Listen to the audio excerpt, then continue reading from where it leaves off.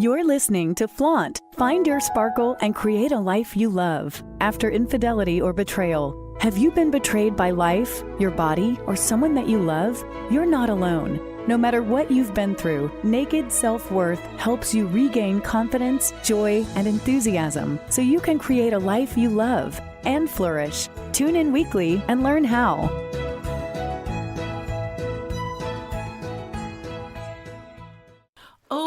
Oh boy, am I excited for today's show. I am Lora Cheadle, and today we are going to talk about boundaries, and specifically, boundaries after an affair. Whew! Boundaries are one of my favorite topics because so many of us, myself included, have really had a poor understanding around boundaries, what they mean, how to set them, what's realistic in terms of setting boundaries, and then I think most importantly, what having and holding boundaries can actually do for you. So we're going to address all of that in today's show. But before we do, I want you to hop on over to nakedselfworth.com and download your free copy of your Sparkle After Betrayal Recovery Guide. Because if you're anything like me, did I have a hard time after learning about my husband's infidelity. And even though I think I read every article that was online and watched every YouTube video, there was kind of a gap between my cognitive understanding of, this is why it happened, or this is maybe what it was about, and the way that I was feeling, the way that I would apply that information, the steps that I would take to help that information sink in so ultimately I would feel better. Because feeling better is what it's all about. Being a master and knowing the information is great, but unless you know how to apply it to yourself to make yourself feel better, who really cares? And this Sparkle After Betrayal Recovery Guide really will help you with that. Because yes, it gives you little nuggets of wisdom that you can understand on a mental, cognitive level, but it also gives you a practice for you to do for each of those mental nuggets so you can start feeling better. And feeling better is truly what it is all about. So before we take this deep dive into boundaries, funny, because boundaries again help you feel better. Before we take this deep dive into boundaries, hop on over to nakedselfworth.com, put in your name and your email, and I will send you your Sparkle After Betrayal Recovery Guide. Okay, let's start. Boundaries. What are they? I started the show by saying so many people have a poor understanding of boundaries, and we do. Okay, what is your response when I say boundary? For so long, when I heard that word, I would think it's like somebody with their arms up, doing stop, can't come in. And it was kind of aggressive and mean that you can't come in here. I have a boundary. And that's not exactly what a boundary is. It is a bubble around you. It is a very clear line of delineation between you and somebody else, but it's not hostile. It's not aggressive. It's not pushing people away and, being in this weird sense of hyper-toxic power. You can't come in here. It can be if somebody continues to or routinely violates a boundary, but that's not really what setting a boundary is or what it's about. It's literally about you knowing yourself, defining yourself, and being able to choose what you will or will not tolerate. It's truly sovereignty. And it's interesting because when we talk about true, authentic power, when we talk about, agency or sovereignty or whatever it is, so often the conversation does move into that place of being a little bit aggressive. And the reason that happens is because after being violated so many times, it wears us down. And we do get frustrated and we do get hurt and irritated. But setting a boundary is not about being aggressive. Setting a boundary is truly about knowing yourself and deciding what you will and you will not tolerate. It can be something as simple as, I have a boundary. I have a lot of boundaries. I really like my boundaries. I have a boundary around, I'm not going to take calls in the middle of the night. I'm not going to respond to texts in the middle of the night. My phone goes off at night and I'm done. And that's just a boundary. Now, if my kids are somewhere and I'm concerned about something, if somebody's in the hospital, of course, that's a different story. But just routinely speaking, when I go to bed, I turn my phone off because I value my sleep. And I really like my sleep and I need my sleep. So I have a boundary over communication at night. Again, it's not aggressive, it's not hostile, it's very clear, and it protects me and my sleep. I have some boundaries around the kinds of foods that I eat. For the most part, I don't eat red meat. For the most part, I eat organic. For the most part, I try to eat a healthy diet. There's some boundaries around that. If somebody offers me like a soda, I can say, oh, no, thank you. I don't need to go into this whole description of, I don't drink soda because blah, blah, blah, blah, blah, blah, blah, and this is what I know, and this is, none of that matters. It's the boundary for my own body. My body doesn't feel good when I eat meat. My body doesn't feel good when I drink soda. It doesn't mean that sometimes I don't choose to have something, but I also don't have to explain it to somebody. It's just a boundary that I have. No, thank you. I don't need that. I don't want that. I don't even need to say I don't need or want it. I literally can just say, no, thank you. And the whole thing is fine. So I think the first step, the first stage in getting comfortable with boundaries is realizing that they're just kind of normal. They're kind, they're loving, and they're normal. If you have a kid or a dog or a cat or any kind of animal, are you going to tolerate somebody else spanking your child, hitting your child, kicking your dog? Oh my gosh, of course not. It's a boundary that you have. And while you might normally not even have to address that, there are situations where it is appropriate to state, in my house, we don't spank. In my house, we don't do this. I don't do that with my child. And it's just, again, stating a boundary. A boundary is something that you have for your own protection. It's not to punish somebody else. Now that is worth repeating. A boundary is not to punish somebody else. It is for you and for your own protection. Now, there's different kinds of boundaries too. There are non-negotiable boundaries.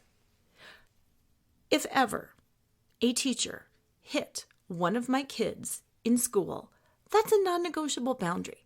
My kid is not going back to that teacher's classroom. If ever somebody sexually assaults me, that is a boundary that has been breached, that is not negotiable. It's not okay. Game over. We are done. There are some boundaries that are more situational. Right now, I'm not in the mood to be bothered with that. Call me later. Like I mentioned, my phone at night. My phone is not on at night. I do not take calls, but there's that situational exception.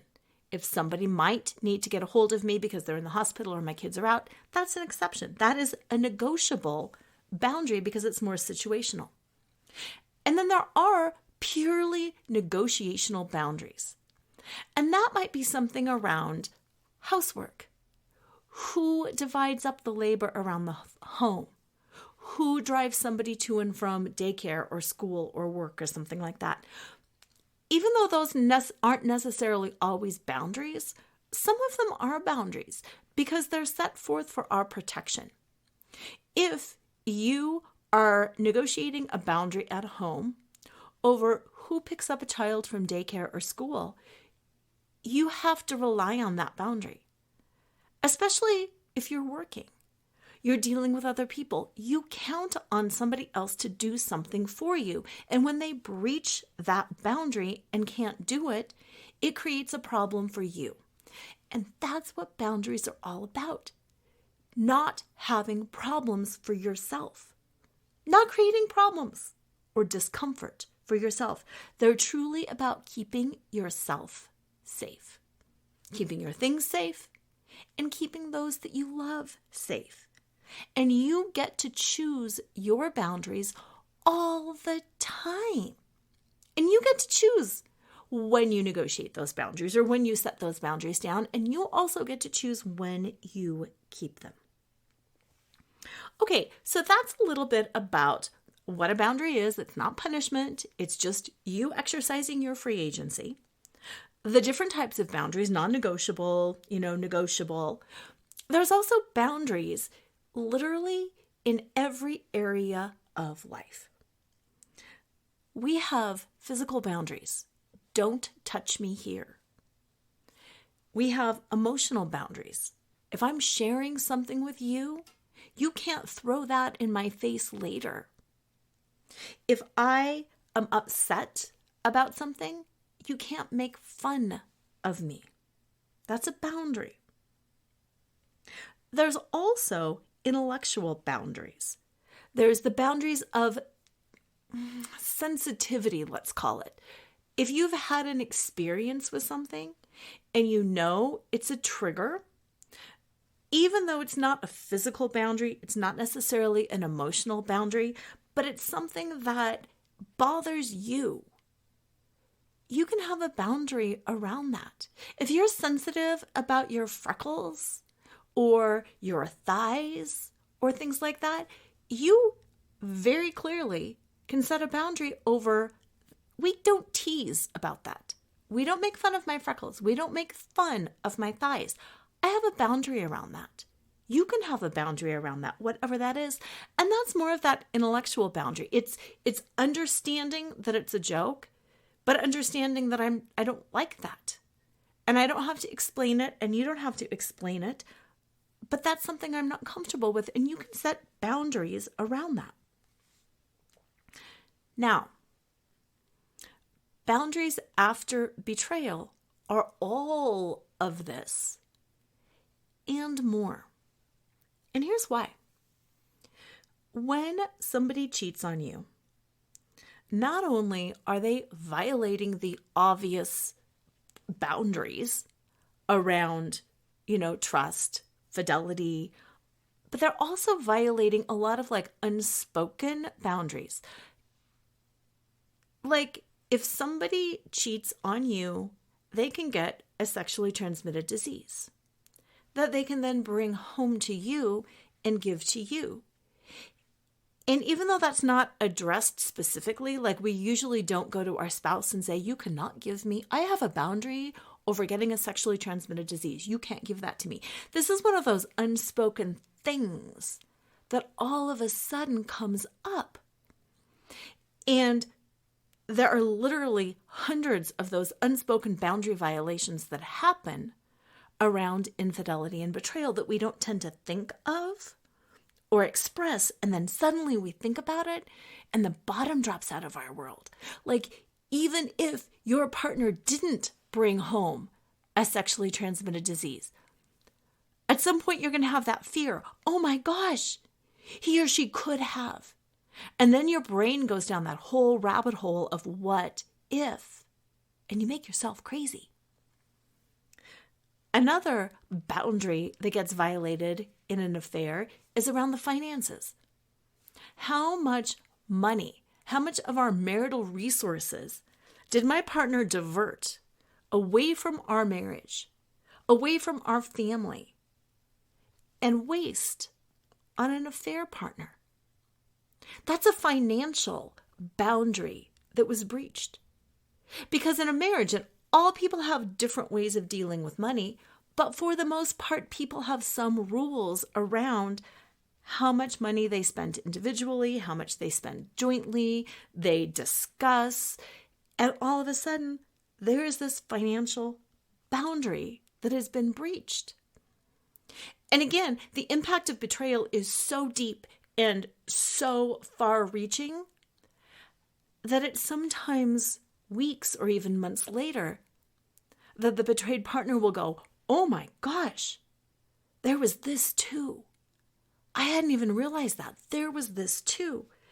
And then they go through an entire new cycle of grief, cycle of shame, cycle of pain, cycle of fear, because they realize, oh, yet another boundary has been breached.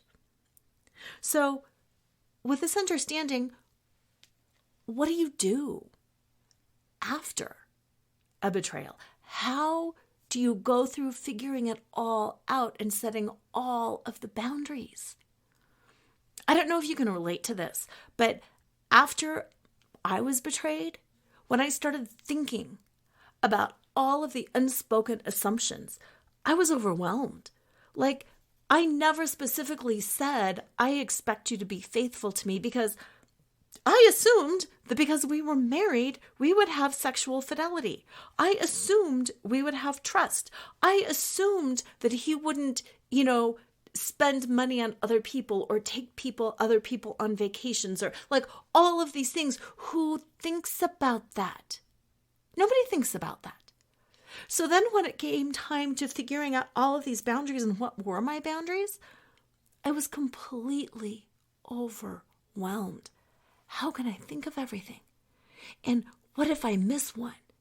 What if I say this and then he thinks this and then I've messed up because I haven't been totally clear in my boundaries? And for a while, that overwhelm kind of paralyzed me. And it really sent me off into an unhealthy space. And I just want to be really clear and call that out. If you are feeling that way, the way you are feeling is normal. It's totally normal to be overwhelmed. It's totally normal to start internalizing that pain and thinking, what did I miss? What did I not ask for?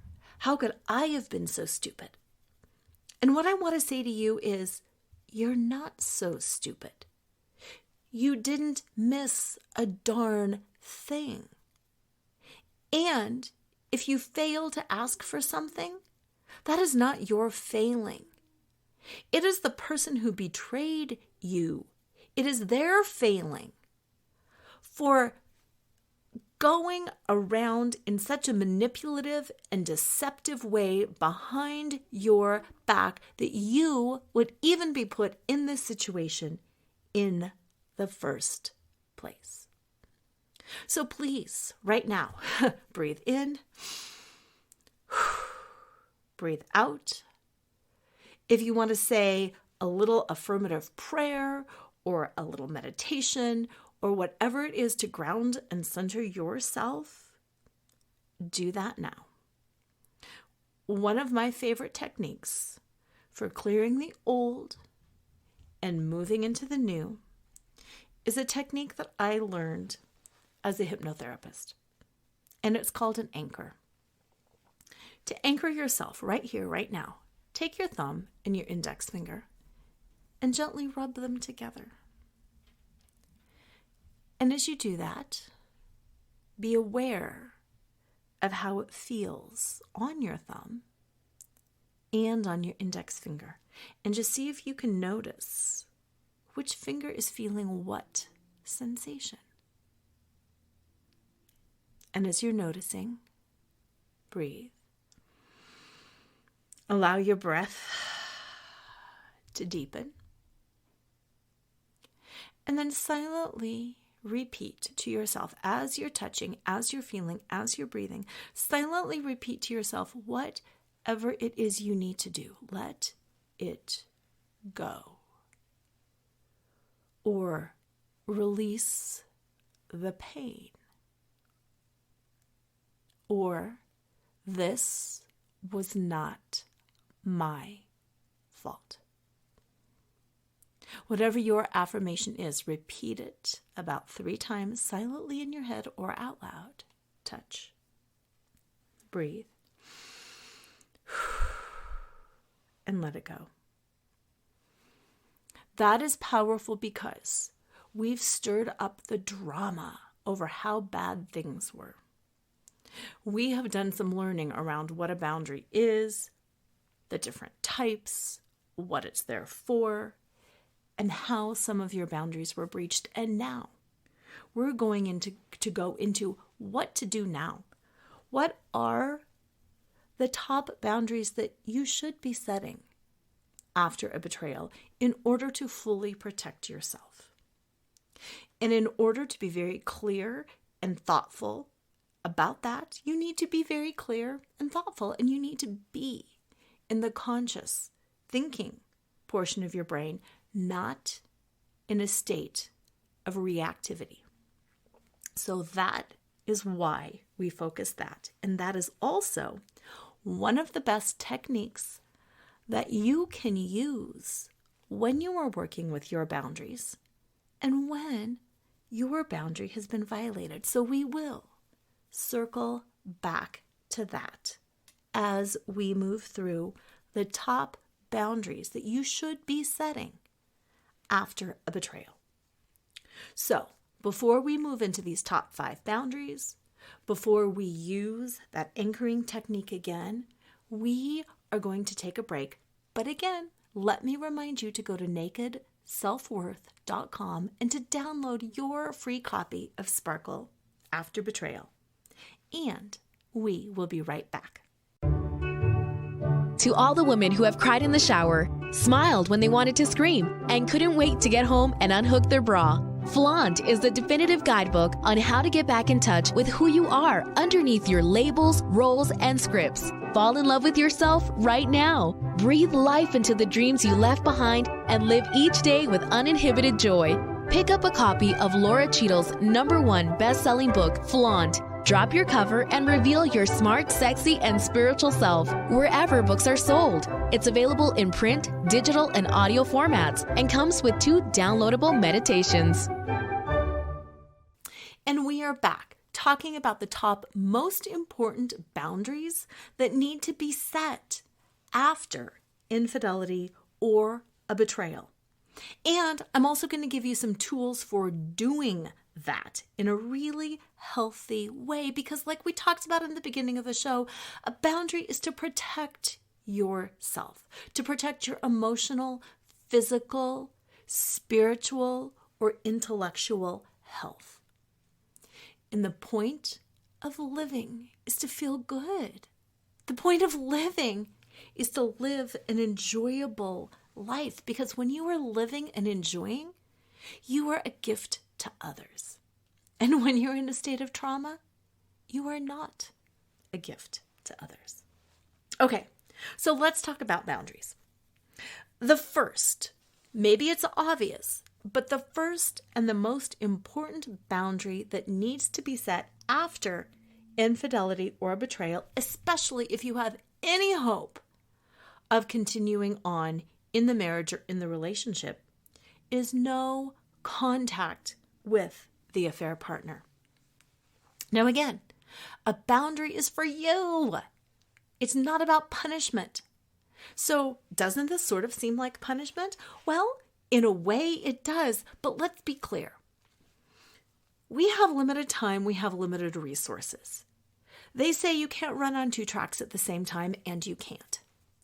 If you are working on your marriage, you're working on your marriage. And if you're working on a relationship with your affair partner, you're working on a relationship with your affair partner. And quite frankly, you can't have both.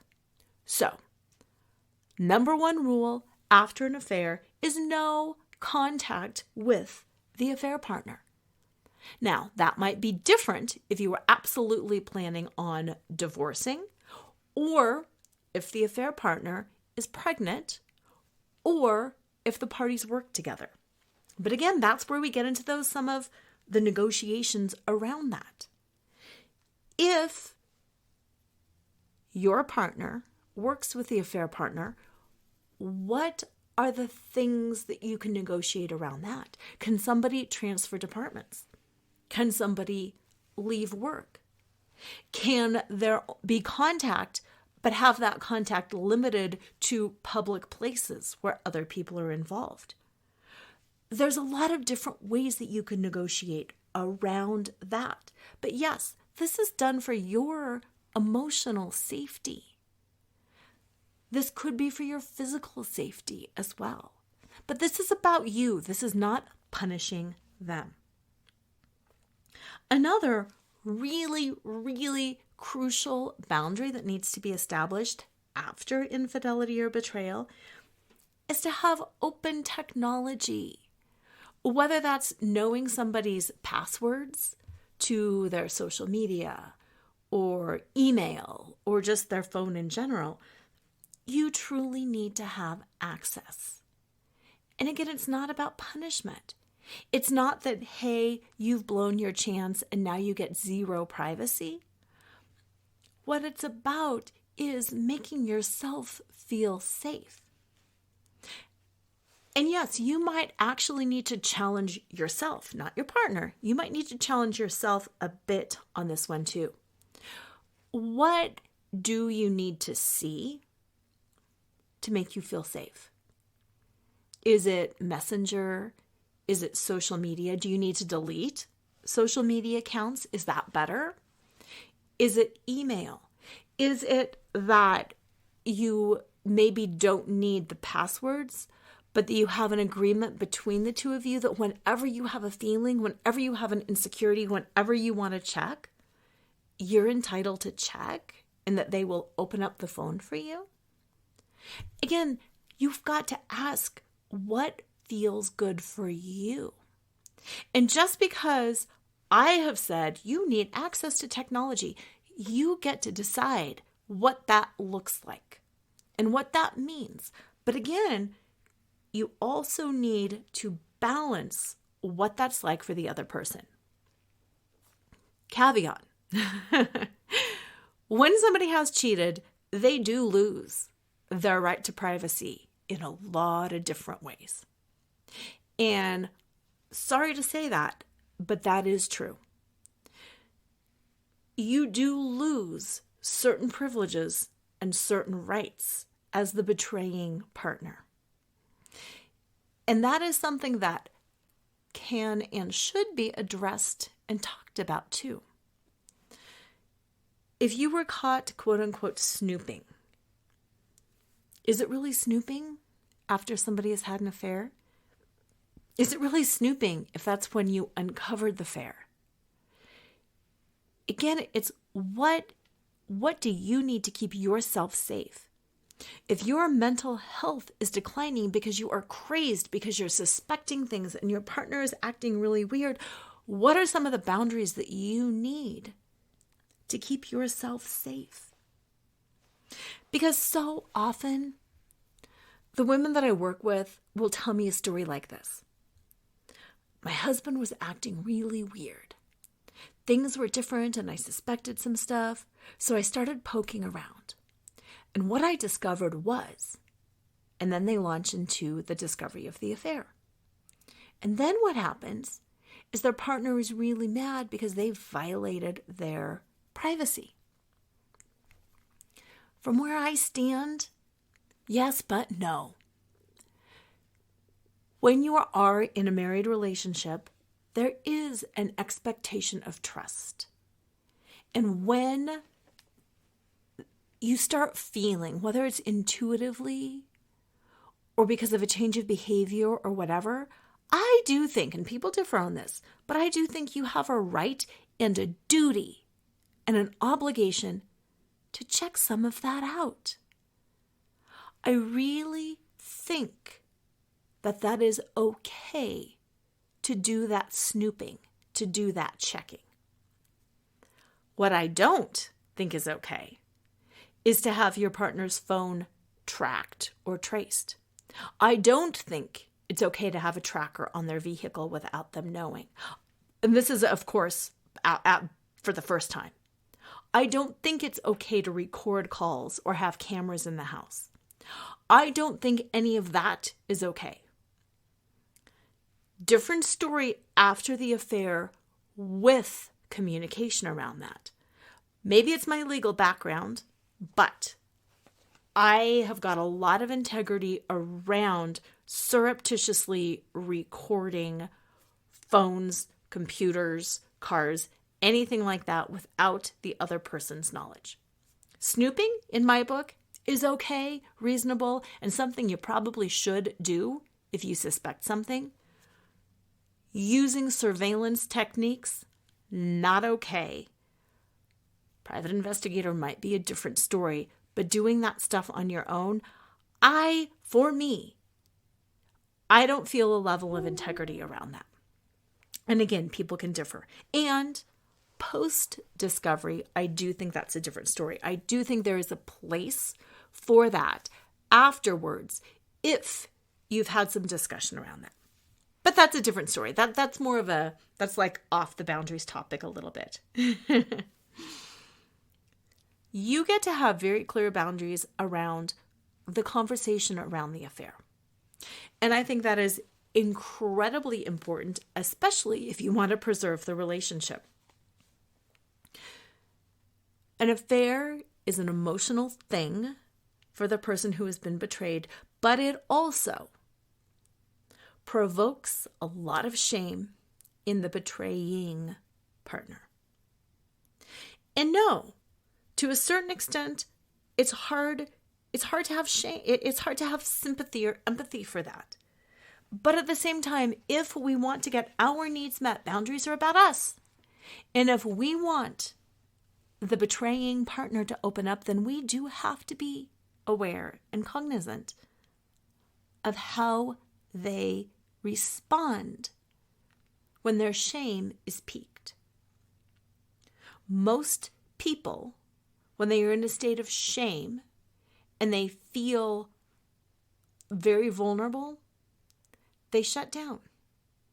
They hide. They start deflecting. And the conversation does not move forward. So when you think about boundaries, a really good boundary to have is rules about when and how you discuss an affair. Like, you might not ever spring it on your partner. You might always ask first, hey, can we create some sacred space to have a conversation about something that I am wondering about? That's actually how I bring it up in my own marriage. Can we create some sacred space around something that I am feeling? Because that lets your partner know, ooh, there's going to be a lot here. I need to not be distracted. I need to turn my phone off. I need to clear my calendar. I need to prepare myself, take some deep breaths. And then it also keeps them a little more curious about it because you have expressed that it's about you, it's not them. Notice the difference between saying, we got to talk about the last time you screwed me over. Whew, that's threatening. How are you going to respond to that? Even if you're interested in continuing the relationship or growing, that shuts the other person down. It's the I statements. It's the use of, I am having this feeling and I want to talk about something that I am feeling. And it's giving them the warning. And it's not really a warning that they can prepare and defend, but it's letting them know, hey, it's time to move into my heart. It's time to really listen. And it's time to connect. And that is going to serve you well. Because it's all about you as the betrayed partner moving ahead and getting some closure and having some discussion around this. And again, it doesn't matter if you stay together or if you separate. There's information that we need, whether you're co-parenting or whatever it is. You will need to do a lot of closure with this person. And if you want closure and you deserve closure, you darn well deserve closure, the best way to ask is in a way that preserves your boundaries. And like I said at the beginning of the show, it's not about punishment and it's not about being aggressive. But when you say, can we create some sacred space to have a discussion around something that I am having a concern with? You have just created a huge boundary. It needs to be sacred space, which means they need to be available for you. You have talked about a discussion, not a fight or a confrontation. And you have very clearly said, I've got a problem. I feel a certain way. I need clarity. And that does create a win-win situation for you. And that truly is what boundaries are all about, is creating that win-win situation. Okay, another thing around healthy boundaries and how to create healthy boundaries is being clear about how you feel.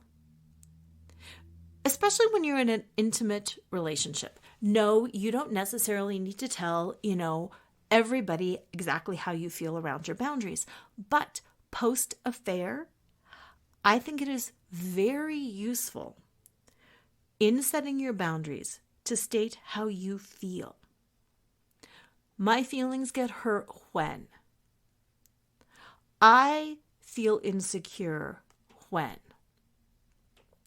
Sharing how you feel around the boundary helps the other person understand that you're not seeking to punish. I am afraid that there's more here that I don't know about. I want full access to your social media accounts, finances, whatever, so I can take care of that fear. So that whenever I am having a moment of insecurity, I can just go check, and that I'm not afraid that you're out there deleting something. I'm afraid that even though we have set the boundary that you are going to have no contact with your affair partner, I'm afraid that somehow, some way, contact is going to happen. And therefore, I would feel much better if I had access to all of your social accounts. Things like that, they're reasonable, and you're sharing why you want it. You're not saying, because you screwed up, I'm now in control of the finances, and now I'm going to do this, and I'm taking the kids. You are sharing vulnerably and authentically about what you feel and why that boundary protects you. This boundary protects you because when you have an understanding around that, it's easy to communicate the understanding around that. And so often in the women that I coach and the women that I work with, they get frustrated around boundaries because they expect their partner to have a boundary and to understand a boundary that they don't understand themselves. And they might say something like, oh, well, I know that they're not supposed to have contact with the affair partner. I know I'm supposed to have passwords and all that. But they don't know why, and they don't know why they feel threatened, so then they get in fights. Or they think that they're supposed to be able to get intimate with their partner again, but they still are not ready for that. And then when their physical boundary gets breached, they're mad, but they don't understand in their heart that they weren't ready yet, and that they didn't set the boundary, and that they just expected or anticipated that their partner would understand that. And that's when things really get convoluted. So there's so much self-knowledge and self-awareness. But yes, what are the boundaries that you want and why? And how do you feel? So the next part of that is you've got the boundary, you share how you feel, and then you communicate. You ask the person to stop. So if somebody is violating your boundary, like I talked about talking about the affair, even if it's the affair partner or the betraying partner, if all of a sudden they just spring something on you, let me tell you about this time with my affair partner. Instead of asking, when can we talk about it? How is this going to work? And this is how I'm feeling. And they spring something on you. You first need to ask them / tell them to stop. Oh, hey, our rule around a fair discussion was that we had to ask each other, that we had to let each other know that we wanted to talk and that we would both agree, like, hey, now is a great time, or let me finish up this call. I felt like that was sprung on me, and my boundary was violated on that. Now is not a good time. How about 6? We need to communicate when a boundary has been violated, because if we don't communicate that the boundary is violated, we're going to go around feeling bitter and resentful. And then we're going to have this story in my head that he or she never listens. Oh my gosh, they're just so bad to me and they don't really care, blah, blah, blah, blah, blah. Sometimes we've had a relationship where we have had no boundaries. So then when we set them, other people just legitimately forget. Oh gosh, I totally forgot to ask you if now is a good time to have a conversation, because for the past 20 years, I've just spoken my mind when I have the thought. We have to have grace for the other person's learning curve as well. Especially if we have come from a marriage with kind of loose boundaries. And that's a whole other rabbit hole that we could go down, because as women, we are mostly raised not to have boundaries. We are raised to be accommodating. We are raised to be nice. A good wife accommodates her partner. A good woman is selfless and giving. Blah, blah, blah, blah, blah. That translates to a good woman is boundaryless. I know I was very boundaryless in my marriage because I thought that was what it meant to be a good wife, a good partner, to show up, to be there at the drop of a hat, to put my own stuff aside and to take care of other people. I really thought I was doing a good thing. So then when all of a sudden I started creating boundaries, I also had to give my partner, to give my family, to give my friends grace and space for their learning curve. Hey, in the past, I have done that for you. But remember, from here on out, you need to ask first. Oh yeah, I forgot. Great. When's a good time? Give other people a very clear definition of what you expect and what you want. State your emotions, your reasons why, your feelings, and then give them a little bit of grace and space for their learning curve. Now that said, a little bit of grace and space for a learning curve is one thing. Letting the same bad behavior drag on for 6 months or a year at a time is completely another story. And that leads to the next rule, the next step in setting boundaries. You need to state what you will do to protect yourself. So you've been clear. I feel threatened when a conversation is thrown on me, whatever. I need you to ask, oh, hey, you violated that boundary. You didn't ask first. You just sprung that question on me. I understand that this is new. I understand that this is a different dynamic in our relationship. And while I respect and honor your learning curve, this is not something that I'm going to tolerate for a long period of time. If you do this again, I will, and then state what you're going to do. State clearly what you're going to do. I will walk out. I will disengage from the conversation. It will make me disinclined to move forward in working with you on our marriage. I will, file for divorce. You need to think about what it is truly worth to you and what is your boundary around that.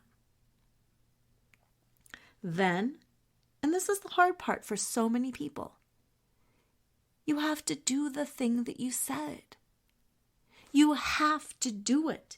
If you have set a boundary and you have been hurt and you have expressed what you need and why you need it, and you have reminded and giving some grace and space for that learning curve, and somebody still isn't doing it, and you have said that you're going to terminate the relationship or whatever it is that you're going to do, find a new place to live, leave for the day, I don't know, then you actually have to do that thing. And again, it's not that you're doing it to punish somebody. You're doing it to protect yourself. And even if in that moment, you're really not that triggered, because this is something I hear a lot too. Well, in that moment, I really wasn't that triggered. So even though I said I was going to do it, I didn't really want to do it because I really wasn't that mad this time. My answer to that is, I don't care. You really weren't that mad or that triggered this time, but what about next time? You're doing it to protect yourself. You're doing it to honor yourself. You're doing it so you're not betraying yourself. And when you do that big, drastic thing, do you think the other person is going to learn? I do. And again, it's not punishment. But if you were in the middle, no, not in the middle. I mean, this is just such a simple example. But if your spouse is complaining about the dinner that you cooked, and you have said, it hurts my feelings when you complain about the dinner that I cooked, because taste is a personal preference thing, you either need to keep that to yourself, or I will not cook, and they complain, then you need to not cook. I mean, like I said, that's a simplistic example, but you need to not cook, or you can cook for yourself and not them. But you need to do what it is, because guess what? They're going to learn that way. If somebody is counting on you to cook and suddenly they have no meals, they will learn. And then again, it's up to you to enforce that, because you're protecting yourself and nobody else is going to protect you except you. And that's why so often betrayal really comes down to self-betrayal. And the way that we betray ourselves when we give in. A boundary is not a punishment. If you are setting a boundary that feels like a punishment, check yourself. Check yourself, because it might be. I also want to challenge you on this, because you know I'm really big on checking yourself, because the only person we can change is ourselves. We can't change other people. We can train other people, and that's what a boundary is. We're training somebody else. We're training them to ask before having a conversation. We're training them to honor our physical boundaries. We are training them. We're not punishing them. We're not controlling them, but we are training them how to interact with us. We are honoring ourselves first and foremost, our comfort first and foremost. And we are training them in how we want to be related to. The question I want to challenge you with is, what are you afraid of? Why are you afraid to set boundaries? The answer that I hear a lot is, I don't want to lose that relationship. I don't want to feel like a witch. I don't want to be overly aggressive. I'm afraid that I'll have to follow through. Do you feel that? I'm afraid that I'll have to follow through. Unwind that. Who are you hurting if you don't follow through? Who are you hurting? It's you. It's always you. No, you can't change somebody else. But you are worthy. You are worthy of people who respect you. You are worthy of relationships that build you up, not tear you down. Are you going to lose a person or a relationship if you set a boundary? Wow. You might. And might that be a person or a relationship that is worth losing? That's a powerful question, but I want you to sit with that. Because there are better people out there. There are better relationships out there. And I always go back to this powerful question. If this was your mom, your daughter, your best friend, somebody that you love and care for, if this was them, what would you encourage them to do? Would you encourage your daughter or your mother or your best friend to stay in a relationship where their boundaries were constantly being violated and they felt uncomfortable and they felt sad and they felt disrespected? What would you advise them to do? And then the big question, why would you accept anything less? You are so worthy of love and of healthy relationships and respect. And if you are vulnerably and authentically taking the time to learn how you feel and to understand how you feel, to share how you feel with somebody, to communicate clearly, I need you to stop doing this. This is what I need to start having happen. I understand this is a learning curve. Let's try this again. Here's what I'm going to do if you don't do that. Why would you not follow through? Why would you not follow through? Fear. Fear of loss, of losing that relationship. But why would you want to hold on to something that makes you feel bad? Why would you want to hang on to somebody who is not willing to grow with you? Fear that you'll never find anybody else. Fear that this is the best that you'll ever get. Fear that you don't deserve it. Where is all that unworthiness coming from?